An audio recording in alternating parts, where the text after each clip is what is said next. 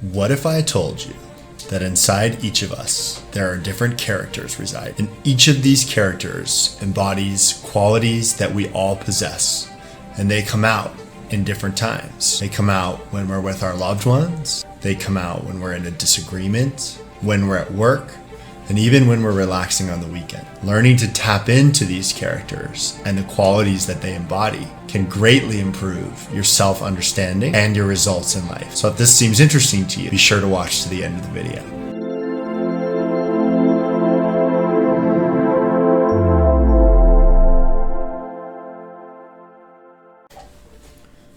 So the final thing I want to note before we dive into the rest of the video here is that these masculine archetypes are skewed a little bit towards the masculine. However, I really have looked at some of the videos out there that exist on this topic today, and what I found was that a lot of these guys that are out here talking about this are not really living into their truest expression of masculine archetypes, because they get all freaked out by some patterns that are showing up in today's society that are not perhaps the most healthy or the most effective, or some people might consider weird, but really just not accepting of different people's choices. So really, I encourage any women who are watching this to really embody these traits as well. These are not masculine qualities alone. And if there's enough feedback, I would love to make a video about the feminine archetypes as well. Men also embody them. We are always a complete union of these two energies, these masculine and feminine energies. So I'm putting this out there just because these have been personally helpful to me, and they were helpful in a recent conversation. But please, if you're a woman and you are getting value out of this, let me know. I would love to dive deeper into those as well. So as we dive in, some of the overarching themes here. These archetypes were developed and theorized by Carl Jung as part of our development. So we all display these qualities as we get older, and they're common throughout our storytelling. They're common about how the stories we tell about ourselves. And they're always associated, these different developmental stages, with different energetic resonances, different energetic signatures, different ways that we show up. So to share some initial thoughts on the archetypes as we go into the actual archetypes themselves. So these archetypes correspond to different developmental stages in our psyche and the different energies that are associated with them. So to characterize them as a base layer of truth and saying that everybody is like this is definitely an oversimplification, but these are really helpful structures which you can use to better understand yourself and better understand the people around you, why people behave how they do, what's motivating them. And so hopefully you can apply this to yourself today. We seek to actualize the qualities embodied by each archetype in the context of our environment. We all live in different circumstances, and so the way our archetypes show up are often different, and the way we seek to fulfill them is often different. So they're both personal to ourselves and our own development and how those energies interact, but also they're relational, especially the king and the queen archetype, as we'll get into. The archetypes fully integrated contribute to each other. So in order to be completely balanced, each one of these energies needs to show up in a holistic and in a productive and a healthy way, so that we can have maximum attainment of all archetypes, and they balance each other out when they're fully balanced. So archetype number one, I want to start with the warrior. The warrior is a male archetype, and the female archetype corresponding to the warrior is often referred to as the huntress. And it's because there's a warrior inside each of us. There's this part of a human that is primal, that is a warrior, that is willing to stand up, advocate for itself, and fight if needed. But there's a lot of unhealthy expression of the warrior in today's society as well, right? This is toxic masculinity, being really, really overly aggressive, or pushing in space, like physically abusive of others. So the warrior archetype, and the reason why I wanted to put this out there is because this discussion of the archetypes is hopefully helping to share what is the best expression and the highest expression, the most true expression of the warrior archetype. So The warrior archetype comes into play when we're standing up for something we believe in, when we take action towards something we care about, or when the going gets tough. We stand up for ourselves. The fully integrated and purely expressed warrior is not violent, but he is powerful. And that means that you are willing to put up with some things, in the instance of an aggressor, and not be aggressive back. And you are willing to also make peace when is needed. A fully integrated warrior is driven by something called a warrior ethos. This is a reason why this person takes action. It is a moral code. It is a higher level of thinking. It's a higher level of presence, of being, higher level of being. Because when we show up in a fully integrated warrior way, we're not afraid to advocate for ourselves. We're not afraid to advocate for what we think is right. We're not afraid to put ourself behind a cause that we believe in. And we do that in a big way, right? So to have a warrior ethos, and you can spend some time, take out a pen, think about it. What am I willing to fight for? What is it that really gets me going? What do I care enough about to the point where I would put up my hand and say, that's enough? Or I want things to be this way instead, and to really go out there and get after something. It could be at work. It could be in your household. It could be with friends. If somebody is saying something that you don't like or is bullying somebody else, the warrior is fully integrated, stands behind a warrior ethos. And that is a reason why they do what they do. It is a underlying code of conduct that they follow that defines who they are. And the warrior in an unintegrated way shows up as combative, right? They show up as the aggressor. They show up as just the hair trigger, saying, I'm so pissed off, like I'm just gonna attack everything at all times. So the unintegrated warrior is almost immature in that sense. They don't have that warrior code. They are just fighting everything that comes into their space. And that is toxic to them because it damages their relationships. It makes them walled off from the rest of the world. And it ultimately impairs their ability to get things done and to be a protective force for themselves and for the people that they care about, because they're overly aggressive. They're attacking things that come up, and it's not healthy. The magician, or the sage for women, is the next archetype. The magician is a really interesting one because it's what we display when we show up with expert knowledge in something. The magician is known for uncovering the secrets and doing something that seems spectacular or even supernatural to other people. So when we're displaying our sage or our magician energy is when we're doing something that we're uniquely good at, and we were using knowledge that is specially gained, that has been very much cultivated and sought out in an intentional way that is not plainly visible for others to see. So examples of the magician would be doctors. Throughout history, they have been some of the more mysterious. You've seen the ones with the long nose in the medieval times, and the shamans of the world, both male and female.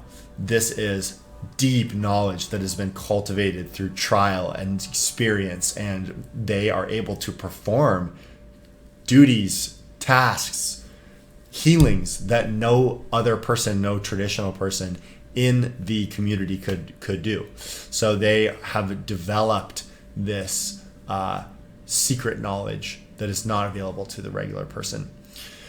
So embodying the magician and the sage, it shows up in every successful career. If you're a professional, a knowledge worker, or a tradesperson, somebody that does something for a living, the people who have most mastered that thing have strong magician energy. They go into that with a knowledge that is unique to them, that they have really honed and worked to find.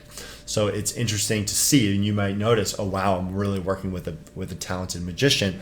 When somebody comes and you're like, wow, how did they do that? That's really cool. One thing to note about the magician is that sometimes this pursuit of knowledge can be uncomfortable. It can require intense trials and tribulations and rites of passage sometimes.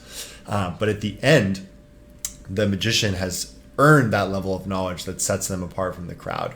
And these magicians throughout history have always been creators. They've been teachers. They've been guides for the rest of the society so that they can pass this knowledge on and help to grow the next generation of magicians behind them, so that each iteration of that society's knowledge becomes deeper and deeper and more profound and greater understanding of the whole. So this is how magicians are important to the rest of the world. Now, the wizard in its unexpressed form is really the dark wizard or the trickster. So using a person who would use this knowledge or advanced skill in something to take advantage of somebody else or for their own benefit. So the magician, when it's showing up in an unhealthy way, is exploitational. It's using trickery or illusion or just the fact that I know more than you to take advantage and to exploit and to say this is not a fair exchange, right? I'm gonna take more than I need to. And the fully integrated wizard uses his mastery to contribute. And that's the key difference there, because the fully integrated version is helping to make something great in the community, in the world, however it shows up. And that is ultimately something that other people can generate off of and grow. And anybody that wants to hone the wizard in themselves or the sage, they can make sure that you're studying deeply, get really, really committed and serious to the knowledge that you're growing, and become a master in something, because then people will say, how on earth did you do that? And it will set you apart, make you look like a real magician. So the next archetype, and this is why I really wanted to take this video and really make it clear that these archetypes show up for men and women. And this one I really love because it's actually the same in all the literature showing between men and women. But this archetype is the lover. And the lover is a really special one because it not only encompasses, like I said, the personal aspects of being a lover and what that means, but also the relational aspects. So more traditional, what we might think of being a lover as. So when we're talking about the lover, we'll talk about the relational part first. So of course we are lovers of one another. We have people that we love, we have our partners, we have our parents, we have our siblings, and we have our friends, people that we love on. And we have, obviously all these different ways that love shows up for us in our life. And we need that. We want that. And that's a really beautiful thing because we are stronger together, and it also helps us as we're growing. Other people can help us stand taller. And, ultimately, if there's a community of people doing something and growing and learning together, it's much more impactful than doing it by ourselves. What's the quote? If you want to go fast, go alone. If you want to go far, go together. Perfect example of the lover. So the lover archetype, and it's fully expressed, is very unconditional. It's very I love you because you're you. And there's an understanding that love is not a give and take. It is just a giving, and in that giving, it is receiving the love because you are love. And the lover in its unintegrated form is actually saying to the universe, like, I need love. It's pulling in love from all the different places. It's needing that validation from externally. It's not realizing I am love. It's saying I need to get love, because internally what that says is that I'm not worthy of love myself. So that's why I need to get it from other places, because I can't give it to myself, because somewhere something has interrupted my feeling of my own self-love. So the other part of the lover that's really beautiful is that there is a part of the lover that just accepts things the way they are, whereas the magician is very rational. It's like finding the secrets. What are the things that I can do in a way, and really studying things. The lover is the opposite, right? It's the feeling of, I just am, and that's good. And I love just being alive, and to acknowledge. And the lover is really beautiful because it's acknowledging that little bit of mystery of our life. Why are we here? Who knows?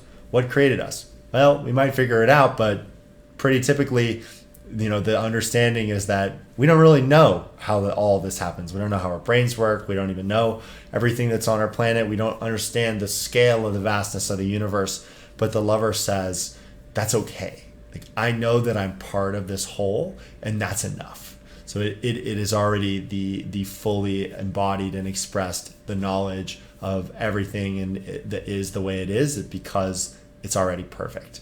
And that's the lover. And anyone who's showing up in a way that's not conducive to that is really saying to themselves, this is something is wrong here, something is not right. So the lover who's fully integrated, that is, everything's always right all the time because it is. And so finally, the archetype of the king and the queen is a very cool archetype. And this is really, if you think about them all as a pyramid and giving equal parts to the other three, of course, but the king and the queen are really on top because they demonstrate each of the archetypes.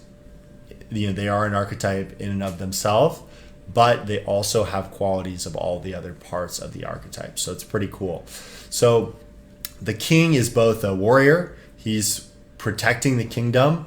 He's making sure that everything, when there's chaos, he's stepping in. He's providing those structures. And he's also, willing to take a step back. And if there's things going on in the kingdom, the best king is the one that says, I'm good. I already got it covered. The archetype of the king is fully integrated when it's creating a safe space for others, when it's not afraid of its own power being usurped, stepped on, taken over, and it's providing a place for others to grow, providing resources, providing wisdom, and providing guidance, and acknowledging that it's part of a greater whole as well. So you can see where these different archetypes are all embodied within the king and the queen, because this is a person who is really truly in its fullest form. In their fullest form, they incorporate all these different aspects into themselves. So when you're thinking about what would it be to show up as a king or a queen for myself, think about all the different pieces of your life. How do they all fit together? How can you be the best steward of all these different parts of your life? And that's the psyche that you can apply. And like, maybe there's a situation where if the king or the queen is the governor of everything, you can say, okay, we need to bring in the warrior for this, because the warrior is going to help protect us from things that are coming in or something that we don't like. And it's going to keep the kingdom safe. So we need to leverage the warrior. Or something comes up and you think, God, this is really tricky. What am I going to do? And I need to figure this out. Well, then maybe you call in the magician, and the magician comes in and says, this is something that we can figure out together, and we're going to use all of our knowledge and our experience, and we're going to learn and grow and become a better person from this challenge. We're going to learn from it, and we're going to incorporate those learnings into the way we show up. And we'll call on the lover when we need to be a good, positive person for the rest of our community, right? And we need to set an example of that everything is good and have a certain way about us that is inspiring to other people, and to really acknowledge and see everybody for who they are, and not get up on that I need love from other people or putting ourselves on a pedestal. And of course, the opposite is also true for the unintegrated king, right? This is the person who is afraid of losing their status. This is the person who doesn't, even if they have resources or position, title, they're not very confident, and they're always sabotaging other people to make sure that they stay out ahead of everyone else. And ultimately, people don't respect or don't love that governor. So ask yourself too, is this something that I am doing to myself? Am I self-sabotaging by having a unintegrated king or queen archetype? Because then you're going to be the one that's always watching out for what might happen, or going down these paths of, this could be bad, this could be wrong, this could be something is going to attack me in this. And you worrying about not having enough resources, worrying about other people coming up and passing you. So that's really, you can see these things in your own psyche of what's going through my head right now. How are my thoughts contributing to a fully integrated version of how I want to show up as a king or a queen, or are they unhealthy? And am I actually being a tyrant? Sometimes kings can be overly controlling, right? Or am I being an impotent king? Am I afraid of losing my power or my security or my resources? So all these things can be helpful as you're guiding what is it that I want to do with my day, with my life, the way I set things up, with how I treat myself, with how I treat other people. All these things come into play. And the final thing I want to say about the king and queen archetype is that it really is a big part of how we show up for other people. The embodied king and queen are forces of good. They help other people get what they want. They also get what they want. It's the king and the queen, but they have a very, very deep interest in the other people around them, and they want to see those people flourish as well. And in doing so, they become the leader, because if you are, as a leader, make sure that other people get what they want, you'll be astounded at how much you get what you want. All right, everyone. Thanks for watching. Really glad that you joined me for this video today. Please drop a comment below. Which one of your archetypes do you feel that you embodied the most? I would love to know. Is there a way that you found out in this video that you're showing up as perhaps a not integrated version of your archetype? That would be also helpful to do a little reflection. I would love to read it in the comments, or shoot me even a message. I would love to talk with you about this. So tune in again sometime very soon. We'll see you again. And thanks for coming today. See you soon. Bye, fam.